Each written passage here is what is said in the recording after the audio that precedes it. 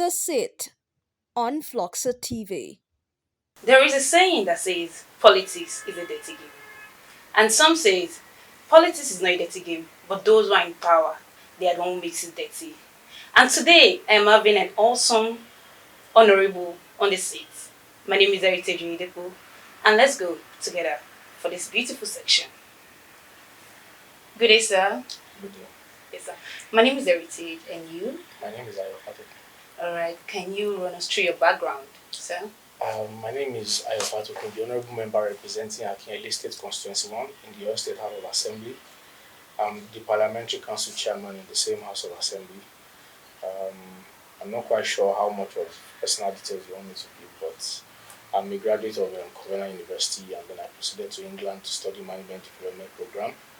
After which I started a series of my own businesses, which I've been running for a couple of years before I ventured into politics. So that's Okay, sir. You said you've been in politics for a while. So how long? Well, I joined politics in 2000. Well, let me say I joined more seriously in 2013, and I started to engage myself to pay closer attention to the needs of the people within the environment where I came from. So I'll say actively I joined in 2013. 2013. Right. Okay, sir. Alright, so what has been the experience like?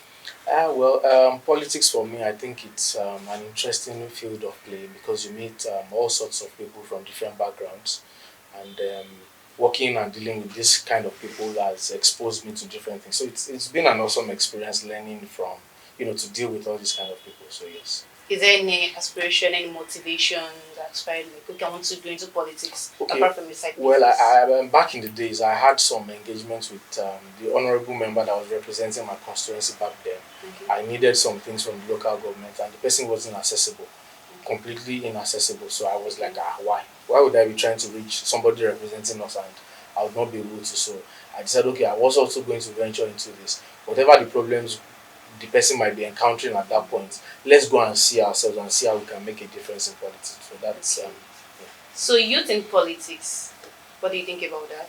well, like I was telling some people just this morning, when we were growing up, they told us we were leaders of tomorrow, and they are still telling us we are leaders of tomorrow. I think we youths need to take up responsibilities and realize that we are leaders of today, and our own children are going to be leaders of tomorrow. So we need to take responsibility, and it's time that we all, we wake up to our responsibility as youths to be actively engaged to ensure we can make a difference and build the kind of Nigeria we want for our own children to grow in. Yes. Definitely. And I started with the note that politics is a dirty game. And some people say politics is not a dirty game, but those people who are into it, they are not playing it dirty. So what's your notion about that? And when you say politics is a dirty game, I start to wonder. I can call any profession a dirty profession, but the kind of people that are practicing within that industry is what will determine when you say politics is a dirty game. What makes politics dirty? A lot of people have that perception from the outside. They've never even been involved in politics. So how do you draw the line between dirty and not dirty? So I think it's a subjective opinion. Yeah. As far as I'm concerned, politics is like every other industry where anybody can play. If you come in, you know how to maneuver your way around, and then you find your footing. Definitely. Right. Okay, you contested and won for the House of Assembly seat in 2019, if I'm right. Yes. And can you lead us through some of your achievements as a Uh, lawmaker? As a lawmaker, there are two sides to it. There's the expectation from your constituents, and then there's your official role in the House of Assembly as a member, as a honorable member. So in the House of Assembly, you moved a couple of motions that I believe has benefited the state, and then joined in collaboration in terms of some bills that have become law today in the House of Assembly. In terms of constituency engagement, quite a number of things we have done. Developmental projects, provision of water under the WASH project of SDGs, in terms of provision of health services for people, helping people do a couple of things, providing scholarship for people. Because of this office, I've actually been running a foundation before I joined politics. However, upon assuming office, I decided to, formalize it a bit more. So I set up a foundation, Ayo Fatokun Foundation, which I've been using to run 80% of everything I do within my constituency. Okay, so I want to believe your foundation is actually an NGO. And Right. what inspired you to be like, okay, I want to run this foundation, I want to do this for people? What's the passion behind it? Well, I'm the kind of person that I'm moved to help people. It's one of the things I do seamlessly without stress. I'm very peaceful when I help people. It comes to me naturally. It's very easy for me to help people. So instead of just doing this thing haphazardly, So I decided to set up a proper structure for it where you can help people and have it properly documented for future references or for whatever might be required of it in the future. All right, sir. So despite all your achievements, you were unable to secure a second term ticket. What do you think about it? How do Well, you feel? I feel very at peace with myself. Initially, I mean, there's nobody that will not feel hurt by such Sure. a feeling. However, today I feel at peace with myself because there are a number of parameters. I'm a person that is driven by data. I work with a lot of data. So I've gone back to check out a number of parameters that made me realize that I think it was even a favor they have done to me by A not giving favor. me Why the would you ticket. call it a favor? Well, like I said, by my own parameters, I've been able to study a number of things to give me some projection into 2 3 years, and then I'm sure I'll be able to come back to this TV to tell you that I told you the other day that they actually done me a So favor. what should we expect in the next 2 3 years? From me or from? Yes, from you. Ah, well, I'm still going to be Ayo Fatokun. My foundation is going to continue to run. We'll Okay. continue to help people. I'll continue to do my best to be actively engaged, even within the polity of the Oyo State. All right, so you were made the local government coordinator for Makinde governorship campaign Right. council. What are you putting in place to ensure the re-election of the governor? Well, the re-election of the governor, I'll say Governor Seyi Makinde has made this easy for all of us that were so-called his coordinators in our various constituencies.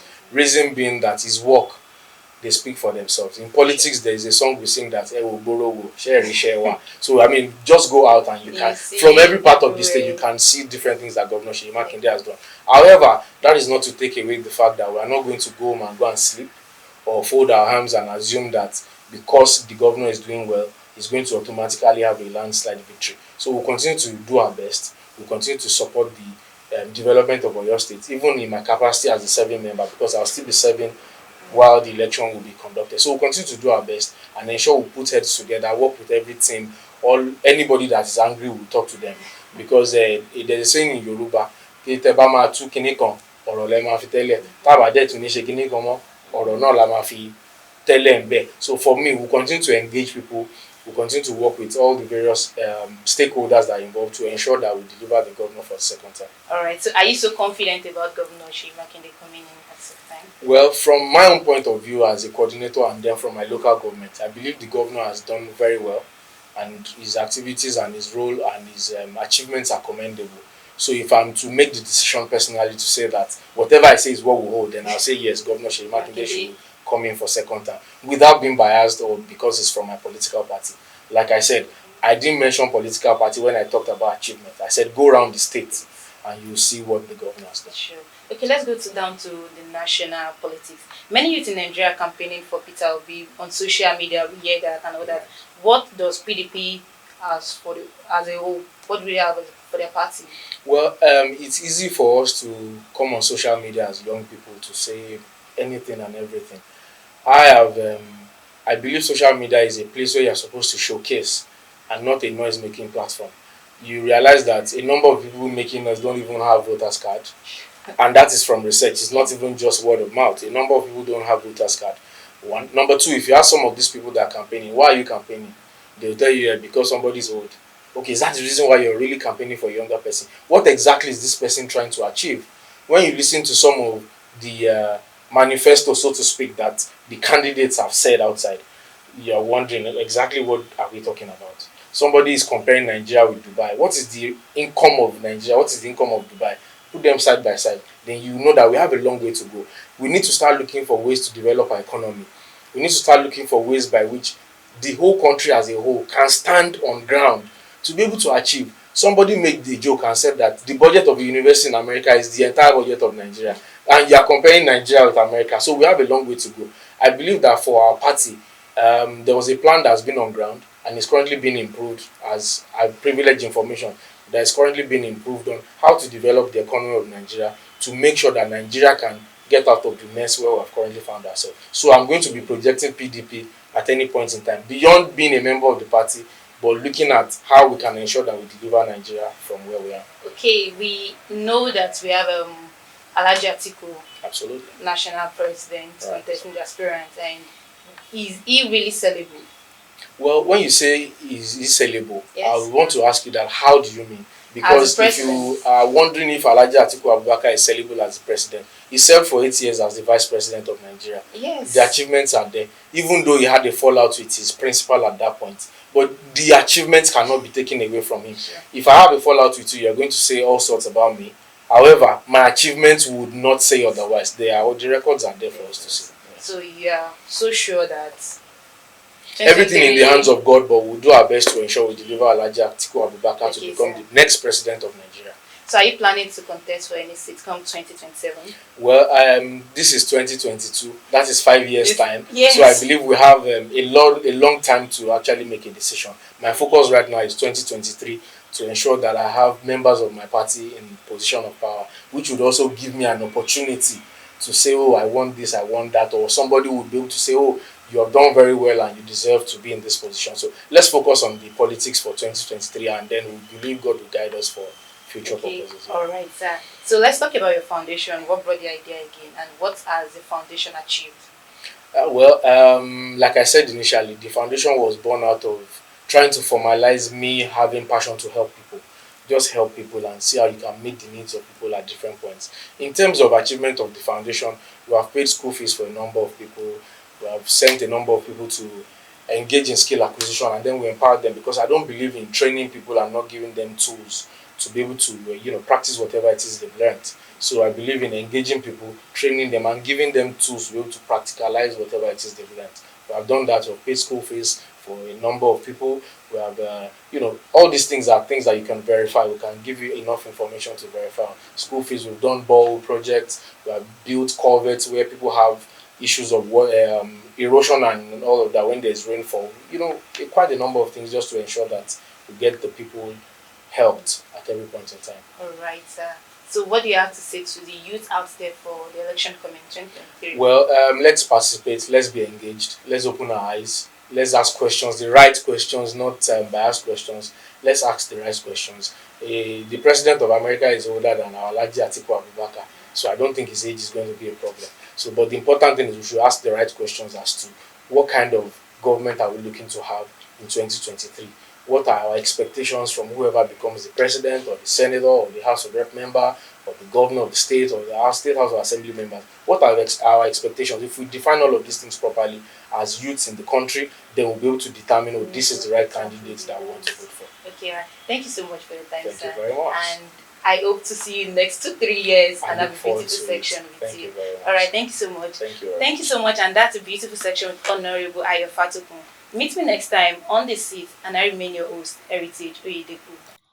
On the Sit on Floxer TV.